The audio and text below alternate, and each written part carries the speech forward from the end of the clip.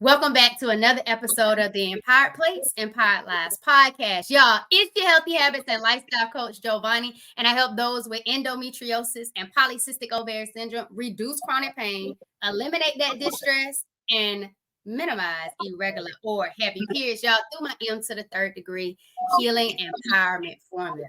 But before we dive into this episode, y'all, we got Vegan Kween Fitness in the Good Vibe Studio. But you already know what time it is. Not with me, y'all. Welcome to the Empowered Plates, Empowered Lives podcast.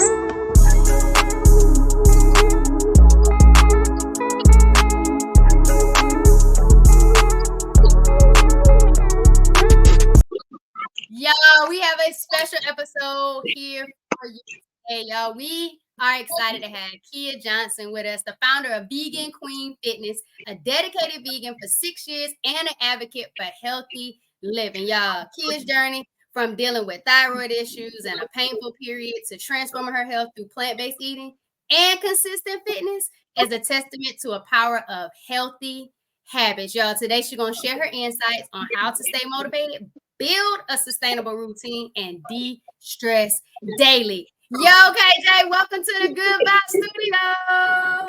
Thank you. How you feeling today? Oh, I'm feeling great. It's another day.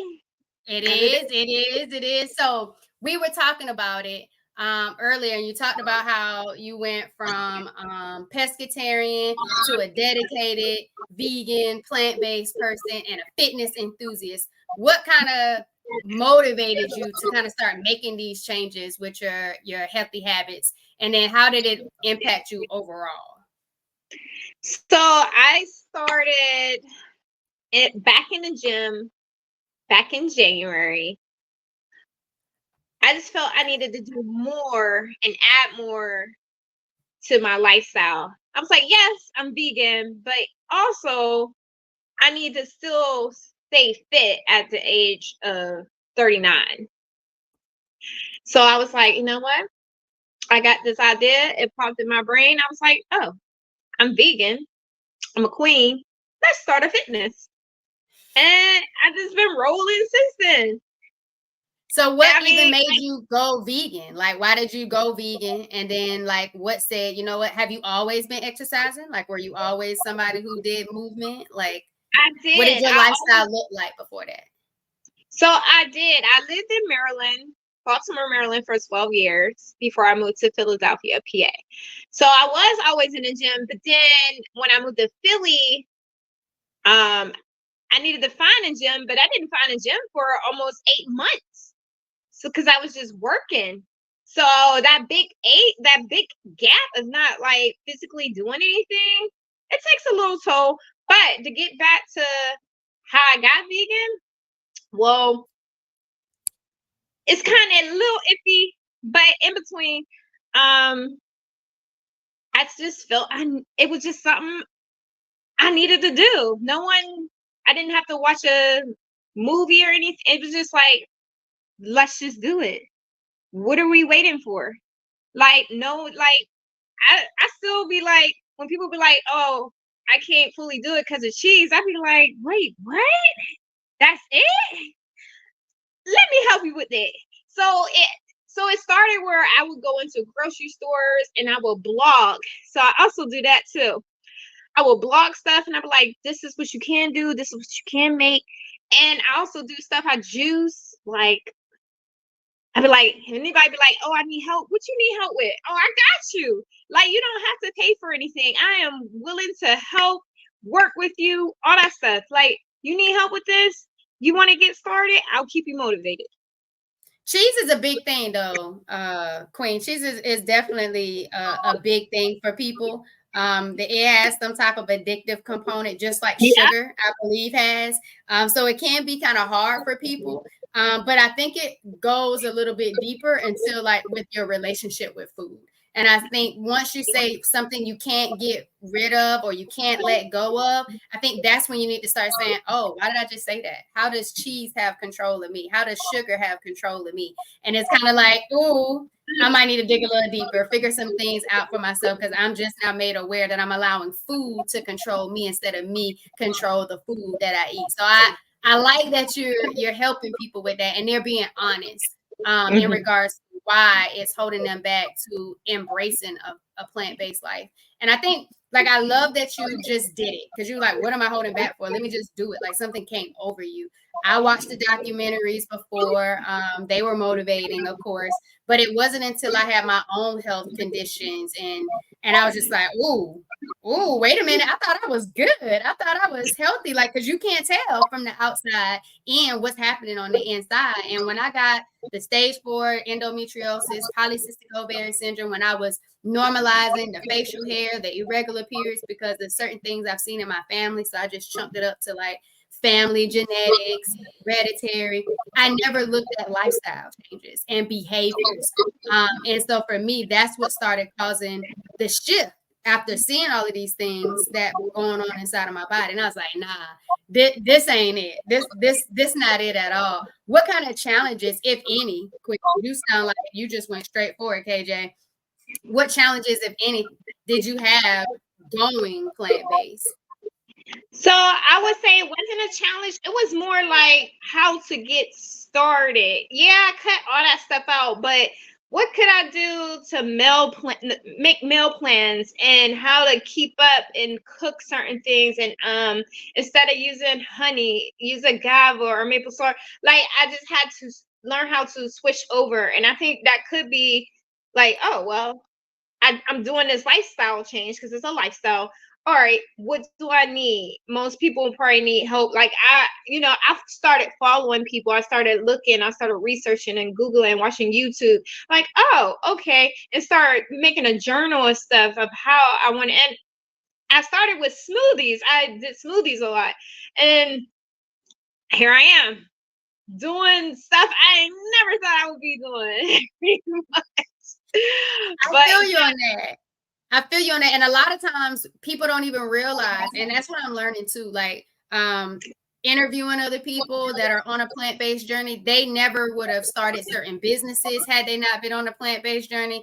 They never would have been able to be on podcasts, don't even know what to talk about on a podcast or hold a safe space for people without being on a plant-based journey. So it's really a life-changing experience, like holistically, but also like wellness wise, like financially, and just character wise. And so I like that you said that some of the challenges you had was one, meal prepping. What am I even gonna make? If I'm not making the typical foods I'm used to making all the time or the meals I'm used to having, what am I gonna make now?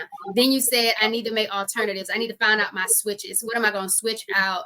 And what's going to be ideal for that? Okay, if I'm not doing chicken in something now, do I replace it with mushrooms? Or do I have some other type of vegetable? I like that too. And then you say you started following people.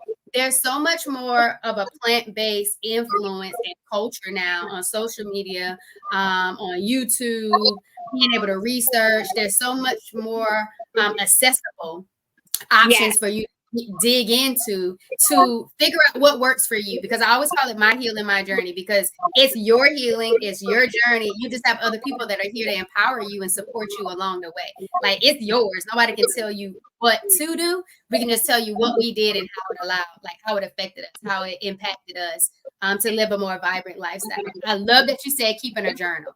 Like that was dope, KJ. Like keeping a journal was key. And matter of fact, if you're wanting to explore and become a little bit more aware of your habits, just like me, KJ was just talking about, thinking that cheese has a control over us, sugar has a control over us, breads, pasta has control over us. I'm not moving, but I'm blaming it on a gym. I know I could be doing other things to still move without a gym membership. There's a 8-week empowered healing journal that's in the description of this video for you to get and start being more aware of yourself and just going along with you for 8 weeks and identifying some of these things that deal with your mindset, dealing with your eating and dealing with your movement activity. So if you want to get that, it is in the description of this video. But then you also said smoothies, and some people can get smoothied out. Okay? Some people can get smoothied out, but that's when you go back to finding what people have, what you like, and diversifying. You know, like what has been your biggest shift for some of your coaching clients and the people that you've helped with them switching over and doing the plant-based transition? Switching over, I'm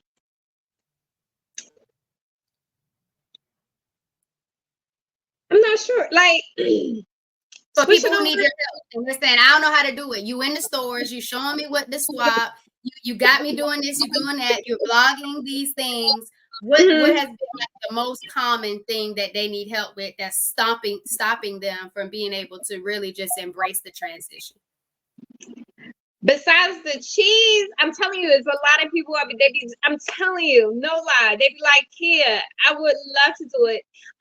One of my coworkers, she said she can't do it because most of the stuff we eat, she said is because she has a nut allergy. And I'm like, oh man. But besides the nut one, and it's mainly, it ain't even like all dairy products are meat. It has nothing to do. I'm telling you, all I hear is cheese. And I'll be like, wait, what? So I be like, I give them advice of what they can do. And like with my coworkers, I'll cook something. And I'll be like, y'all gotta try this. And they be like, oh my gosh. Like the last thing I had made was some tofu. They was like, yo, this don't even taste like tofu. Like they know what it tastes like, but to have it in a different texture, because I even explained how I did it, and it was like, you know what? I would have never known. I'm like, because they want to know what they eat, and so I be like, it's tofu.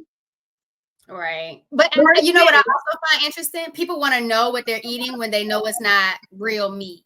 And then that's when they get so curious. Then what is it? But you really don't know what those other things are. And it's just like, oh, okay, be questionable. I like the curiosity, but let's extend this curiosity, not just what I bring to you that's plant-based. Exactly. And then I cook with a lot of oyster mushrooms. I love mushrooms, period. So that was my one thing. I had to learn how to, I don't know, art wise, make it a craft, because I can actually, I tell them I can throw down with some oyster mushrooms. I can batter those things, or I can even just like bake it. Like I just learned how to like really like marinate them, throw them in the air fryer. Oh, I was like, Keya, you is the boss. I was like, oh yeah, somebody else gotta taste this. I just be freezing myself, like, yeah, you doing it, girl. Go ahead, girl. I do the same thing. Like I used to prepare plant-based meals too, and then I would bring it to work and have my coworkers taste it, whether it's a juice, a smoothie, but most importantly, like when I soaked some nuts, and I was like, y'all want to try my soaked nuts? Because I was on a raw journey. It was like, yeah, and so I did it. I had it. I even did like a little quick clip at my desk, teacher desk vibes, and I had my teachers pull up, and we were just like layering the lettuce wraps, and even some of my kids was like, "Oh, Miss Ford, I want to try." I was like, "You want to try my soap nuts?" All right. And I'm like, "Oh, they're not catching it." And it was like, "Oh, this is good. I can eat this. This is good. What you got in here?"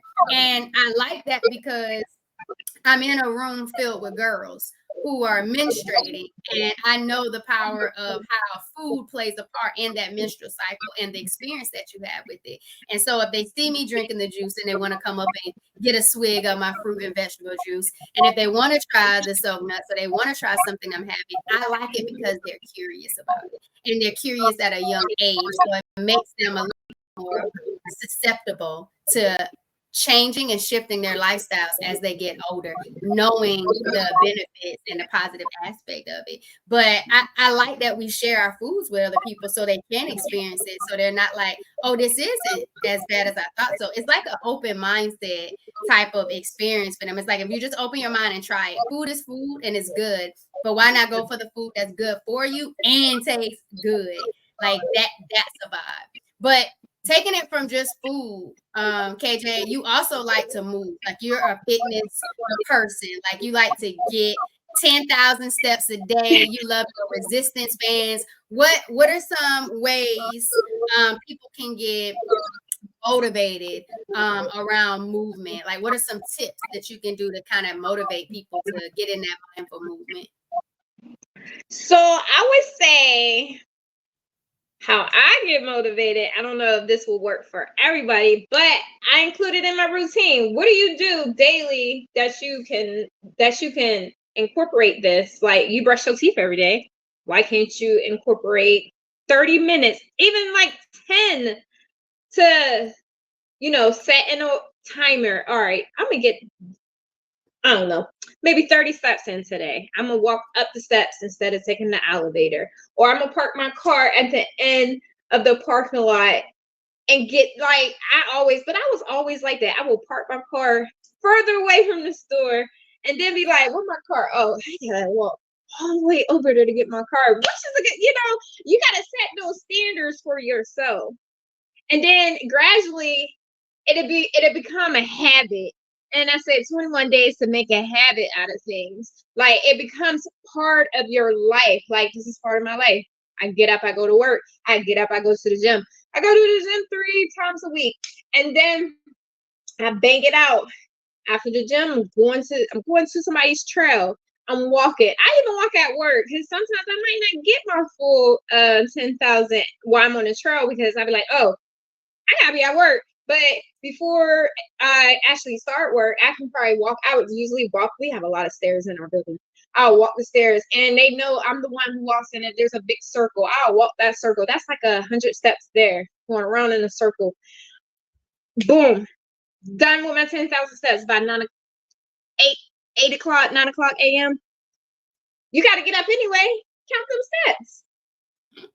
I like it. So I feel you on that, because if me and Spencer don't get our 4 miles in, which gets me so close to almost getting that 10,000 in the morning just to start my day, I'm more adamant to making sure I walk even more in my classroom, down the hall, up and back down. Just getting the extra steps when I know if I only got 2 miles in or 3 miles in, I'm nowhere near my 10,000 just quite yet. And so that is a good goal to have. But I like that you talked about, one, identifying what your daily habits already are, or what your routine is. If you have a daily routine, build some movement around those already set routines. And I'm reading a book called Atomic Habits, and it's talking about habit stacking. If you're already doing one thing, then just put something either before or after that would simply flow right into the next thing to be able to get it done. So like you said, it keeps happening. But another thing I like what you said is, you said set standards for yourself. If you have no standard for yourself, you're not going to rise to the occasion to doing the things that you say you're going to do. You're just going to say, it would look good if my life looked like this, and I adopted these healthy habits, and I was behaving in this way. But if I'm still sitting on the couch, if I'm not getting up and moving, if I'm not even trying to get 6,000 steps a day, I know I'll never get to 10,000, even though I hear KJ talking about how beneficial it is. Even if I hear Giovanni saying that's helping her manage her hormones and allowing her to be less stressful, less distressed. I hear these things. I know it's good, but it's not my standard. So when you set a standard for yourself, it shifts who you are, and you start to evolve and become that person you know you deserve to be. And I like that you said that you set a standard for yourself. That was it. That was it for me in regards to that one, KJ. So I appreciate that. Like, and people always say stuff about standards, right? Like, my standards went up, or I'm leveling my standards. And then you kind of sit back and be like, but are you really doing them in the right places of your life? Like, let's really figure that part out. But okay, so let's go back to period, Queen, because KJ, we talked about your period flow. How has your period changed since you went plant-based? So you were already eating meat, then you was pescatarian, then you're now vegan for 6 years. What has your period experiences been like? So before I was vegan, I'm telling you, I had the most horrible periods. Even my doctor wanted to prescribe me something, but I was like, no. I don't even take, like, even before I became vegan, I didn't even take Tylenol, none of that stuff. I just went with it, because I was like, I'm a woman, I gotta deal with this kind of thing. But as I got older, and then once I became vegan, I noticed a big difference. Like, my flow became different. My the cramping went away. I was like, If you would have told me this when I was in high school, and I mean, like, even though I started in middle school, like, y'all teach us everything else, but what foods can help manage that body flow, like that's the thing we go through every month. You mean food can help with that instead of you giving me medication? What? So definitely I went from a 7-dayer to almost a 3 to 4. Oh my goodness, a dramatic change. And like we talked about before, like it depends what I'm eating. Like if I take, you got your vegan processed food too. Don't do that all the time. Try to incorporate more fruits and vegetables in your diet. Why your body, it's like detoxing. Your body is detoxing during that time. So help it detox by adding more fruits and vegetables. Don't eat any processed food during that time. And I would say juice a lot, because they just definitely, that's what our body was made for, to cleanse, pretty much cleanse and woosha. I like it. And I agree with you. Like, I wish people would have told us Yes. how much food play a part in our menstrual cycle and how we feel and when things are off. Like, automatically when we don't feel like ourselves, we automatically think we're just sick. We don't even think about, maybe it was something I ate. Maybe it was something that, I was in an environment. Maybe it was the people I was around, because we know that energy and environment and the stressors and triggers of being around other people could also make you feel some kind of way. But I like that you talked about the food. And I told a student this the other day, I think it was Friday, and she was like, I need to go see the nurse. I was like, what's wrong? Because it could be, we all in the same room now. Like, what's wrong? What's going on? And she was like, oh no, I just started my period and I'm hurt and I'm gonna see if she can give me some pain pills. I was like, well, the nurse can't give you at school. I said, but what did you eat? What did you eat yesterday and what did you have today? And we kind of started talking about that. I was like, let me get your phone. And I was like, I need you to start listening to my podcast. I need you to start hearing what people have been doing, the different things that they've gone through in order to have better period experiences, because you don't deserve to be in this type of pain. And she subscribed to the channel and she said she was going to listen. And I was like, so did you have cheese, milk? There, she was like, I had a lot of cheese yesterday, Miss Ford. And then today I had a lot of sugar. And I was like, so you're probably not even going to feel good tomorrow. But what I want you to start doing is eating more fruits and vegetables the week before your period and the week of your period. So then that way you can have a better experience and see how your body feels, because pain is not normal. And she was like, okay.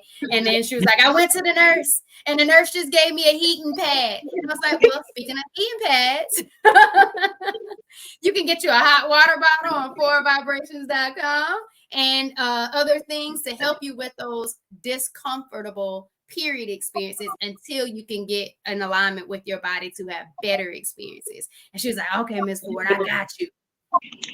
And there's different herbs and teas that are good to drink too during that time. Talk to them about it, KJ. Let me hear it. What's those herbal teas you like that work for you? So I like there's a lot that because I'm a tea person, but I showed people some stuff. I don't have one of them here, but it's a good tea. I like mushroom tea. Okay. Oh, here we go. Can we see it? Yeah. And I take yellow dog root tea, and burdock root tea is good for you. Here we go. I mean, oh wait, I'm trying to. Sorry. And there's elderberry tea back there, but I can't reach up there. But create a list that will tell you like certain things to drink while you're doing, like while we're going through that period. So amazing. So amazing. It is. And I like that you brought up tea. So I created a resource to help people during the different phases of their cycle to know what type of like herbal teas would be ideal during those phases of the cycle. And then also like movement, the different types of movement that will be ideal during that phase of your cycle, food to eat, different types of foods to consume during that time, all based on what your body is going through during that time of the month. And so it's really packed with a lot of information as well as mindset, ways to show up for yourself, love yourself, connect with yourself during those different times, because it could be a lot going on for you inside of your body, and you want to make sure that you and your body are in a better alignment. And so I'm glad that you talked about those herbal teas. And it was something else that you were mentioning about. I think it was the juice. You said you love juicing. I absolutely love juicing. I love putting my juice in my jars or in my tumblers. That's also on 4vibrations.com. So talk to us about your favorite juice. What is your favorite juice recipe, and how do juices really make you feel? Oh my goodness, refresh. Are you talking about being refreshing? My last juice I just made was with carrots, pineapple, ginger, and turmeric. Amazing. The one I love beets, so I did a beet one with beets, pineapple, and cucumbers. Woo! That's probably one of my With favorites. my beets and cucumbers, I like to do golden beets with my cucumbers.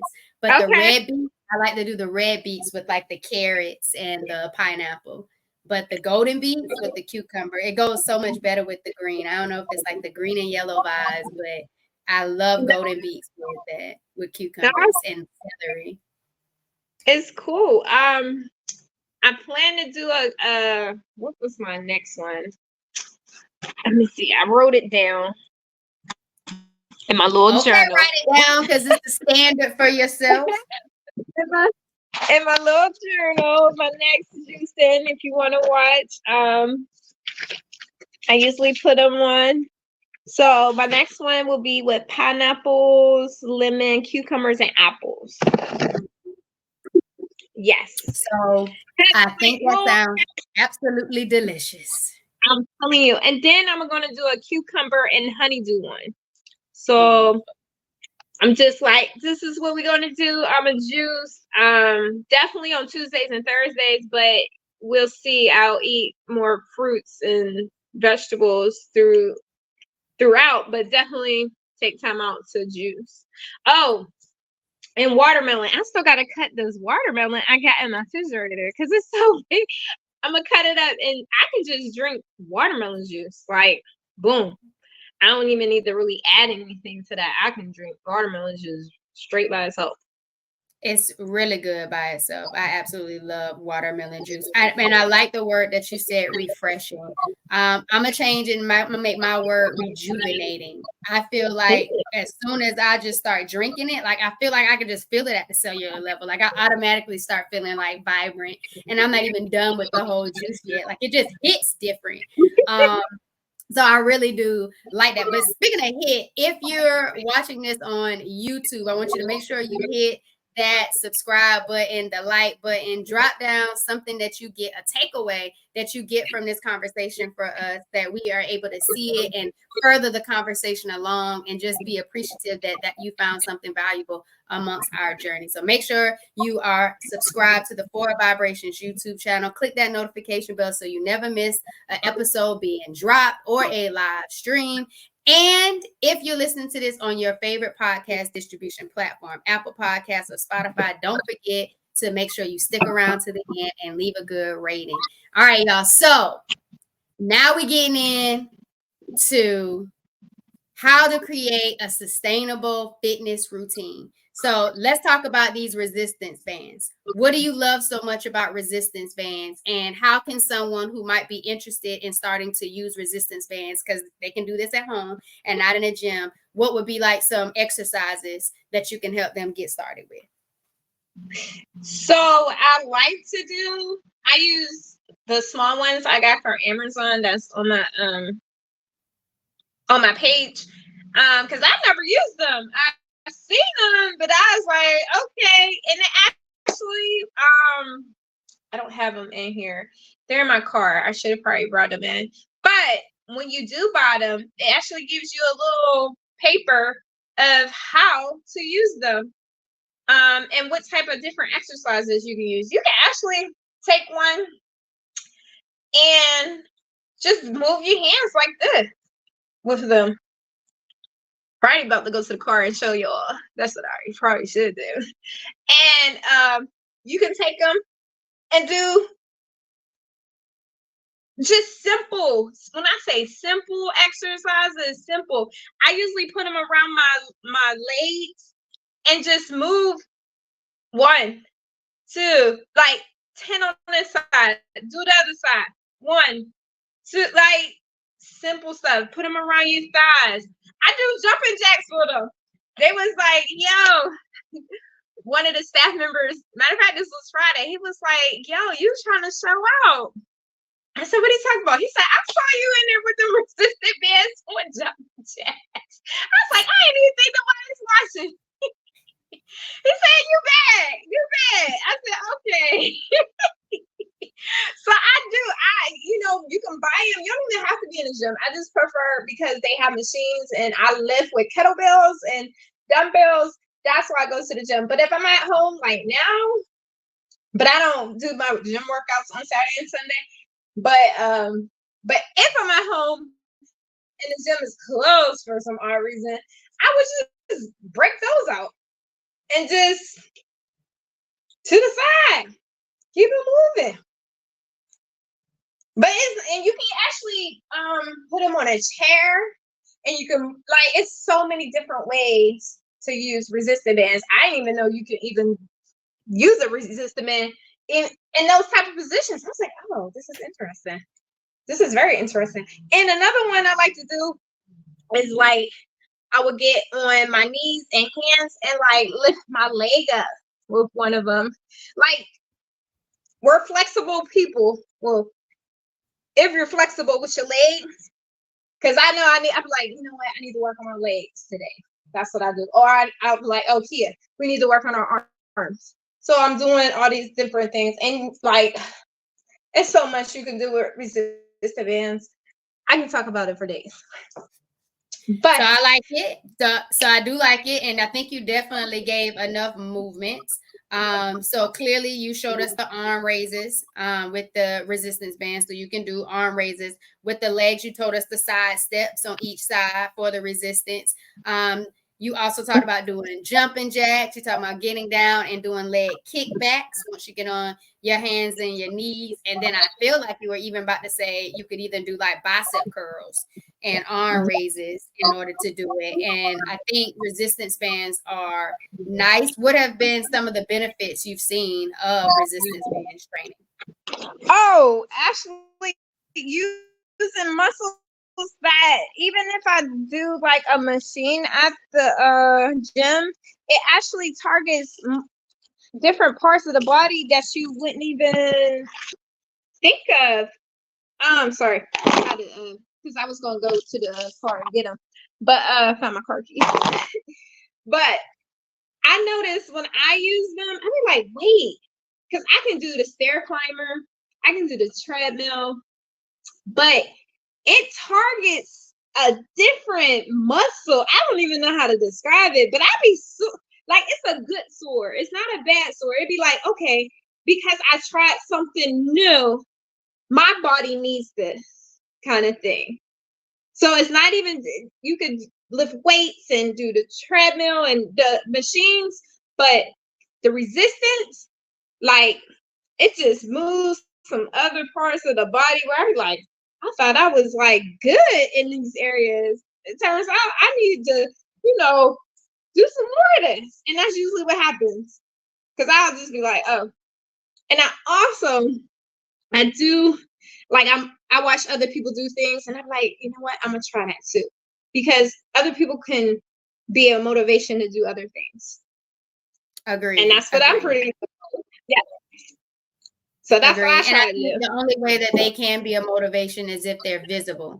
And so the more people are out there being visible, sharing their journey, no matter where they are in their journey, owning their story and their transformation and their healing, I think that's where more people can be inspired and just see all the different things that they can do.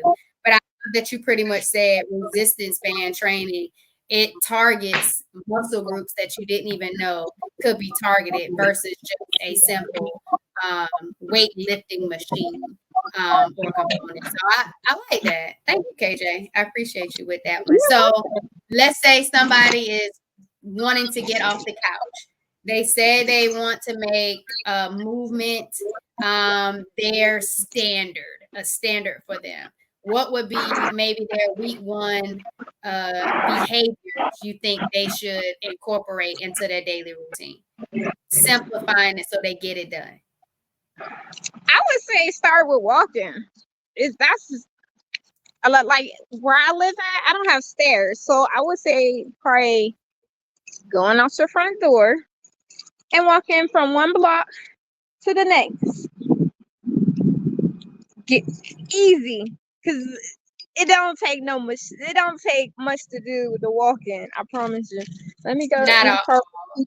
Not at all. It Not don't at all. require you. It ain't no money to it. Wait. Oh, I do have it in the house. I'm tripping. I cleaned the car. No, it's okay. I like that you said walking, because walking is very simple. And if you have kids, you could be walking with the kids, pushing the kids, walking to the park, walking to the playground, walking to school if that's, feasible and safe. But I also like the fact that even like I remember my cousin, we were doing like a walking challenge for breast cancer awareness. She would go and walk every aisle of Walmart. So even though she might not be walking outside, she's walking up and down like a warehouse type of store or facility and still getting in those steps. And I was like, I love that. Taking the steps, parking further away, but I love the idea of just walking, just moving. And I think people underestimate the power of walking and how beneficial it is for your mind as well as your body. And even your emotions. So I love that you told people just start walking for 10 minutes and walk in a place that's safe, and then add to it each week. Walk for 10 minutes this week, walk for 20 minutes next week. And if you can't get in a full 20 minutes within the time that you want to set, do 10 minutes at one part of the day and then 10 minutes in another set of your day. So I like that. I think that is definitely a way people can start creating a sustainable fitness routine. You ready to show us the exercises?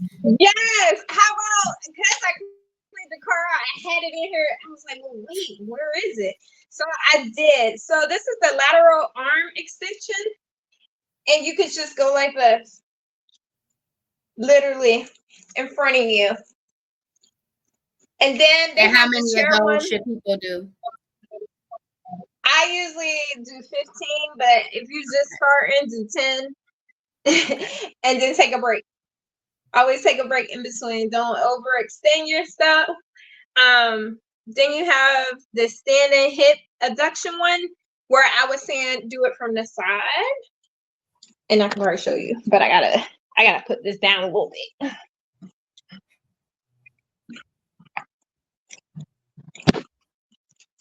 So I was saying, I usually put it down like this, and you can hold on to a wall and go like this from the side.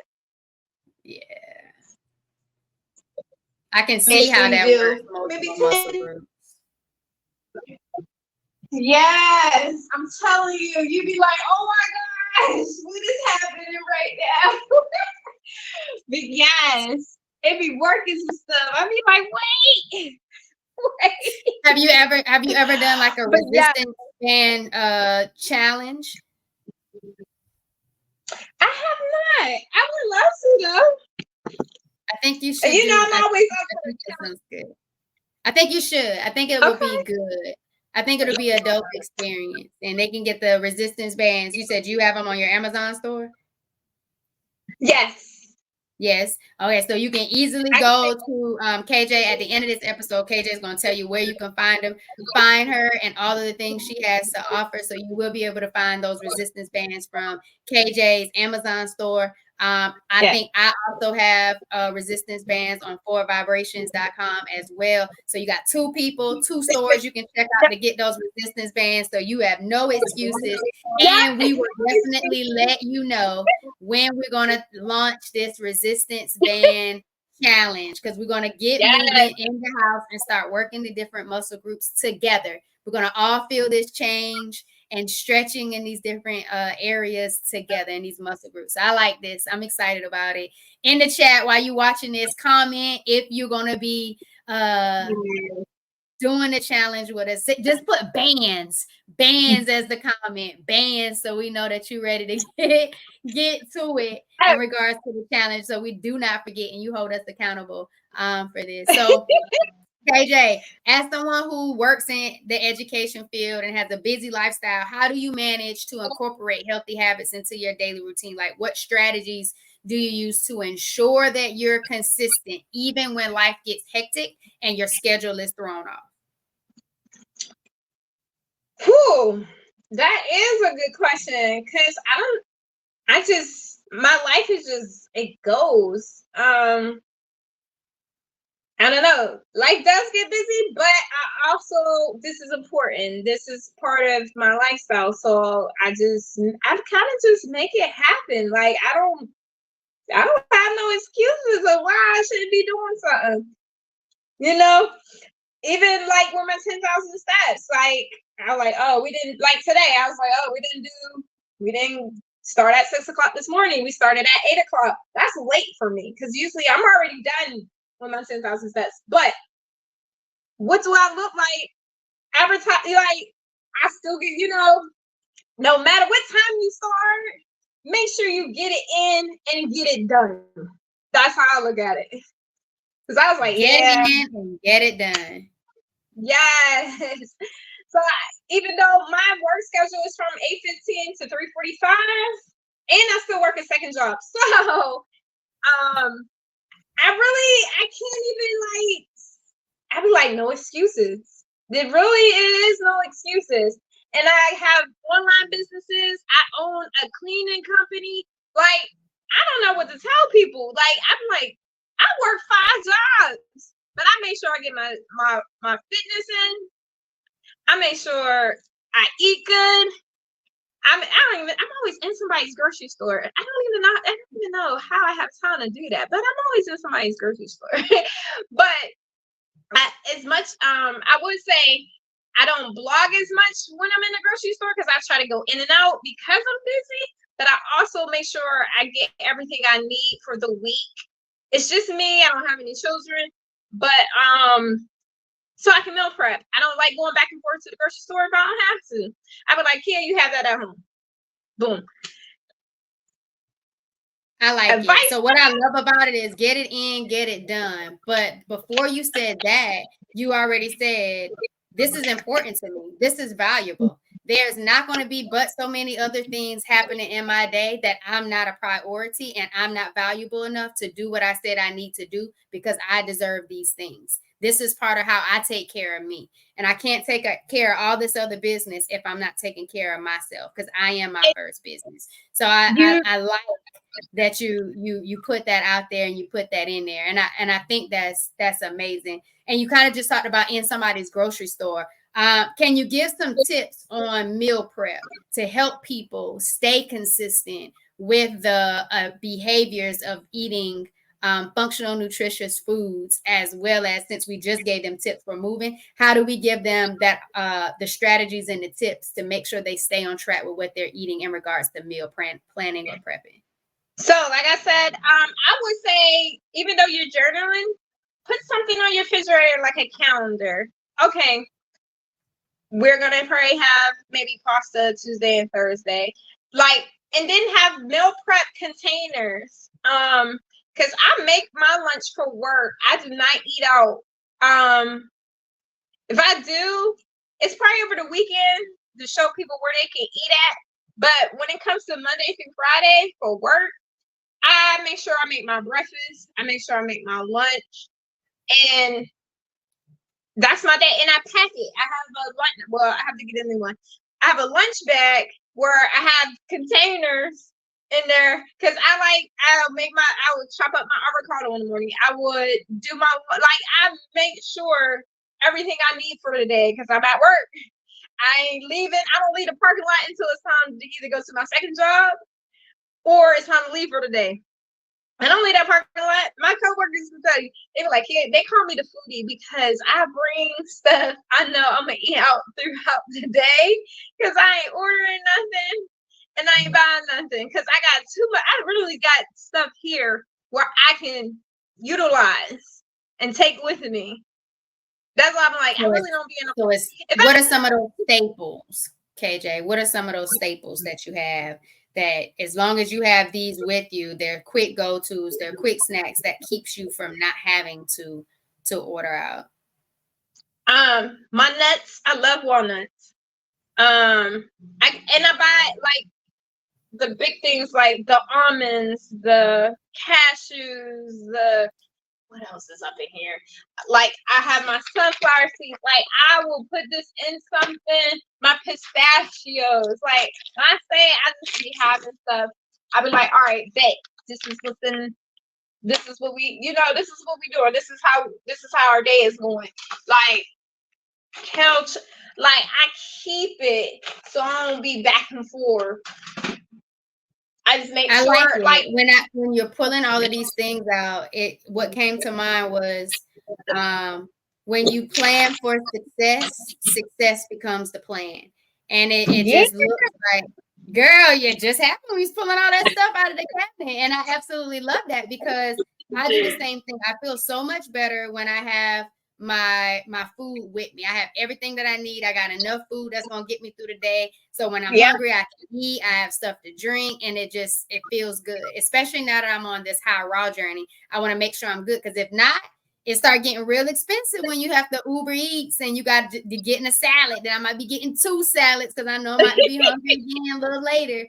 And so I like that. So when you plan for success ends up becoming the plan. So I love it. So thank you for that tip with meal prepping and planning and putting things on the refrigerator to know exactly what you're going to eat, when you're going to eat it. Again, if you want that 8-week Empowered Healing Journal, is in the description of this video. Absolutely free. It will help you as well stick to your plan and allow you time to reflect on what worked and what didn't work and what changes you need to make, because sometimes what you think sound like a good plan ends up not being what truly works for you in real time in everyday life. Okay, so KJ, as a vegan influencer and coach, you help others adopt healthier habits. What are some of the most common challenges your clients face, and how do you help them stay motivated and on track with their goals after they say, I can't get up the cheese? So I try to motivate people to be like,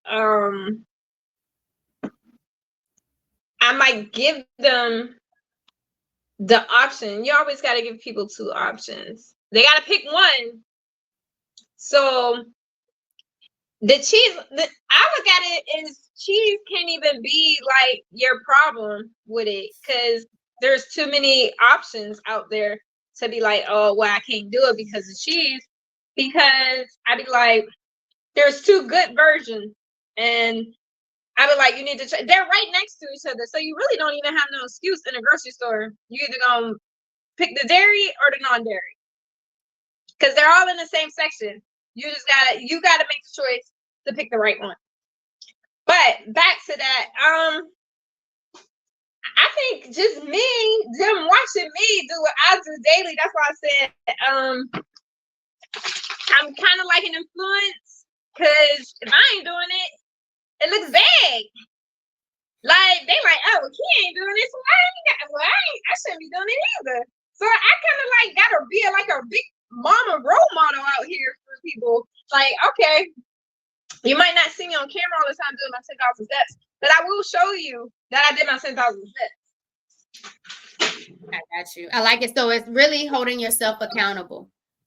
For being your best self every single day. And that's what ends up motivating other people and other people you work with, because they see that you're doing it. And it's in the doing that allows people to say, you know what, I can do this too. Or how can I do these things? I would like to do these things. So how can I get it done? So now, KJ, I want to take it to the next level. They see you doing these things.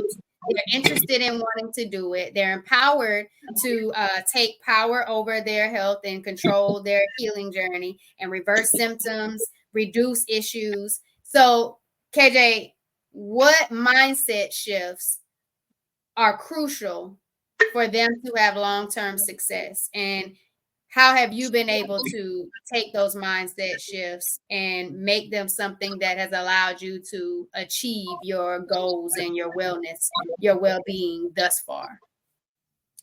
I would say being consistent, making a routine of it, and having somebody motivate you, having like a coach, a health wellness coach.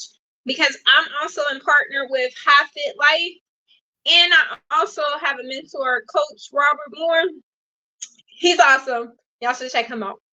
Like you have to have a network of people. Robert Moore? Yes. Yeah. His episode is dropping soon on the podcast. Yeah. He's very good on it. So I have people in my circle that also help me stay on track too. It's not just me. Even though I have to have that self-motivation, because they can't make me get up and do my 10,000 steps. They can't make me go to the gym.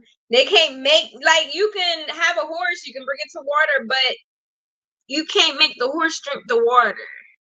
So what is that motivation? What does that look like for you? What is your motivation? What are the breakdown or the components? What are the components of your motivation that helps you maintain that mindset to do the things that you're doing, to build that consistency, have that accountability, show up for your coach and put in the work?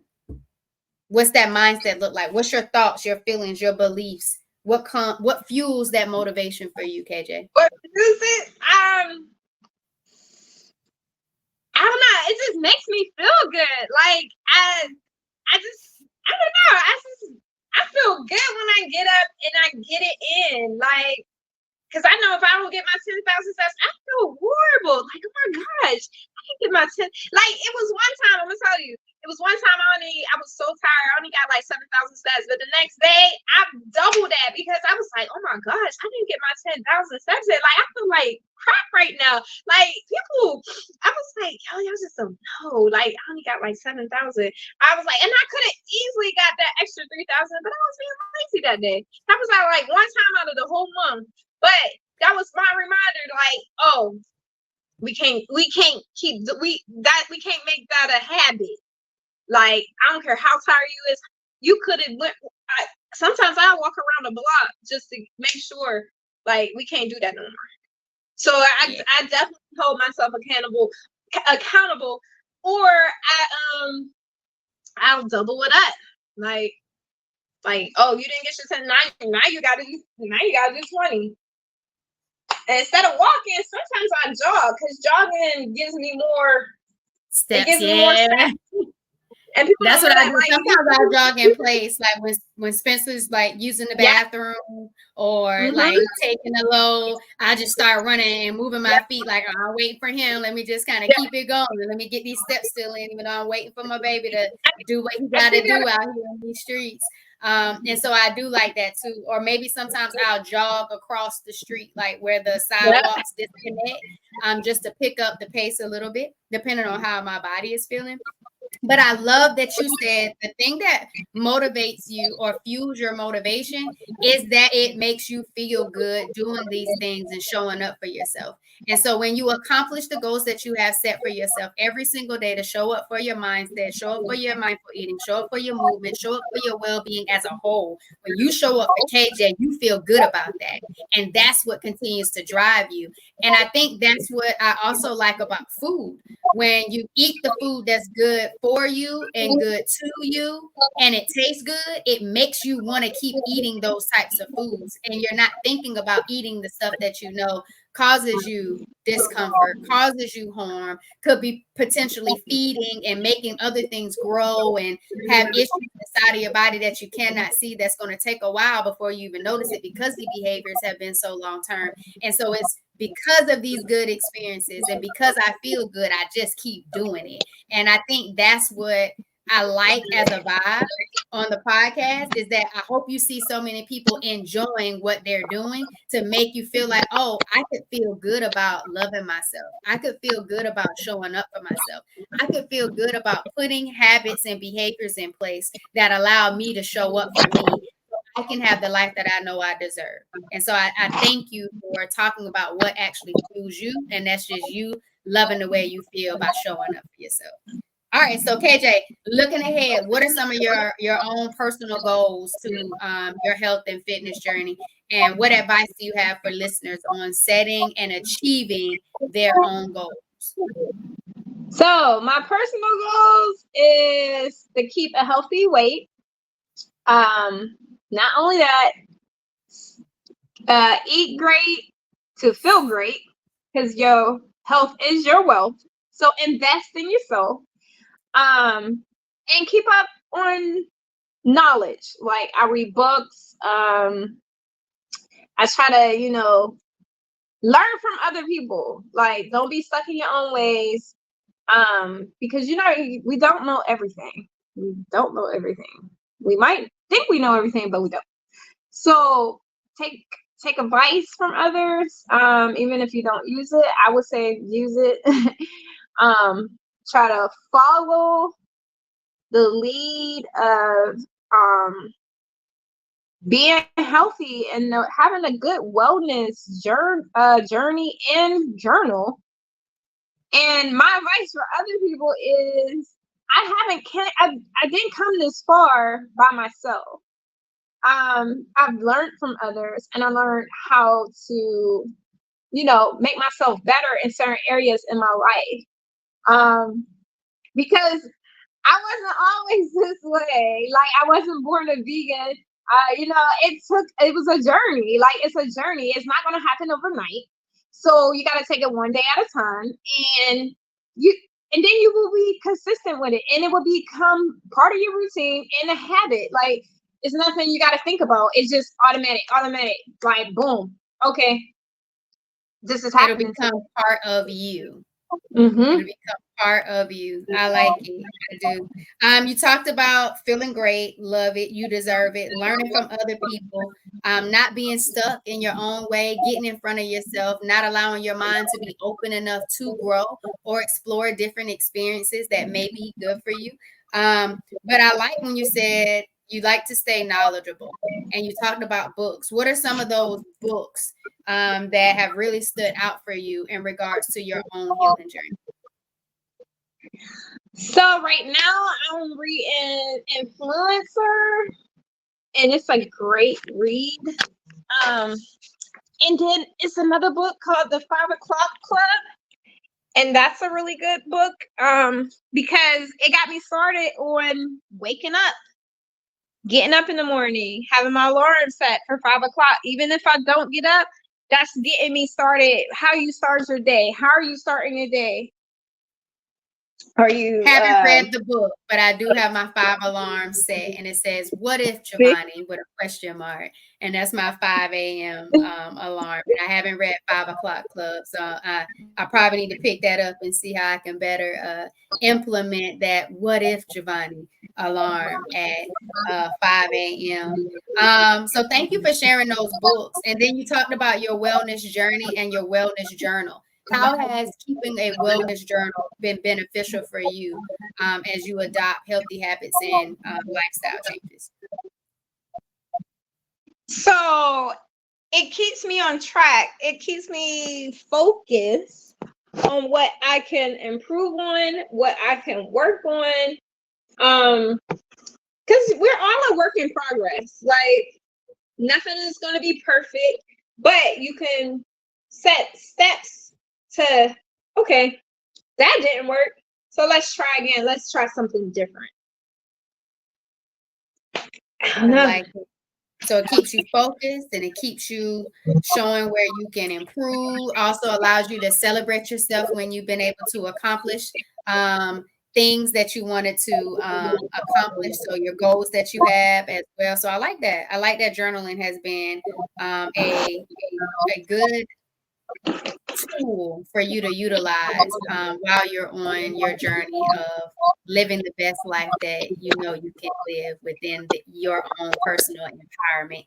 And so last two questions, KJ. Give some tips to the girl dads, the male role models, the father figures, where they have young ones that they love that are experiencing painful periods, and just different mood swings and stuff like that they're going through. I guess what they call womanhood, but we know the different phases of their cycle throughout the month, as well as partners and spouses of these same younger people that grow into adults and now they're partners. Give some insights and tools of how they can better support and be a vibe in regards to the phases of the cycle. For the males? I would say be mindful. Ask questions. How can you help? How can I be a great service? Because those people are a part of your life too. My dad's in my life, but I can tell you, he don't know nothing about a period. I will tell you that now.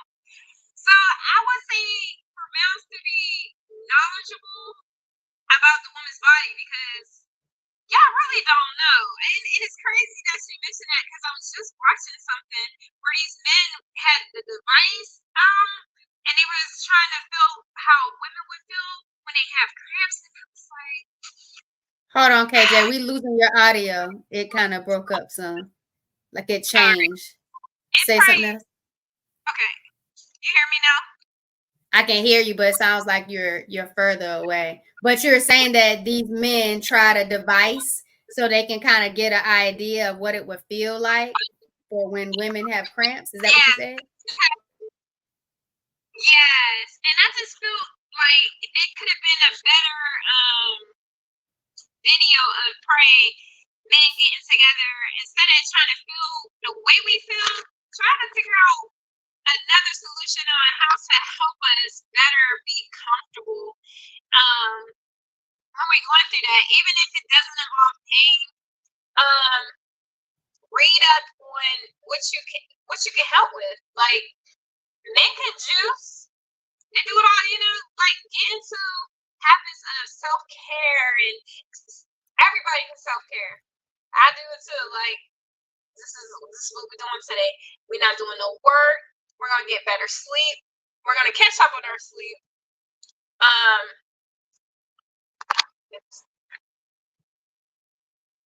I like it, KJ. I like that a lot. So first you said ask questions. People have definitely said that. Ask questions because you don't know how that person wants you to show up, whether it's a young teen or, your 30, 40-year-old partner. So ask questions. Be mindful of what they might be going through, because you don't really know unless you ask those questions and they allow you in. But my favorite was get into habits of self-care.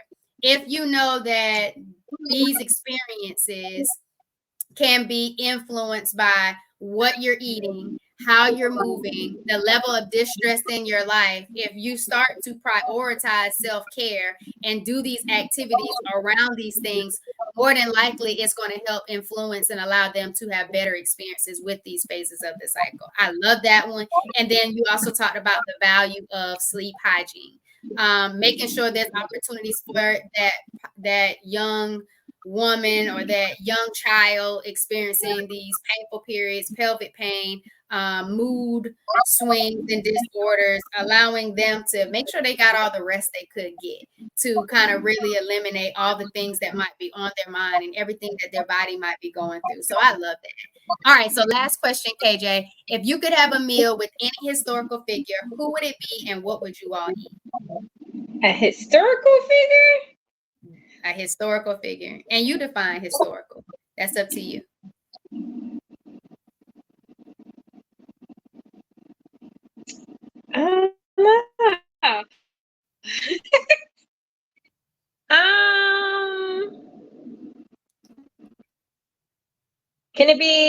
Does it have to be historical, like somebody that's still alive? Yeah, I historical don't people are know. still alive today.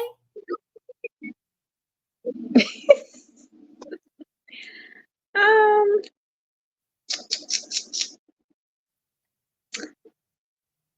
I wouldn't mind having a conversation and eating a great meal with Michelle Obama. Okay. Why Michelle Obama and what would you all eat?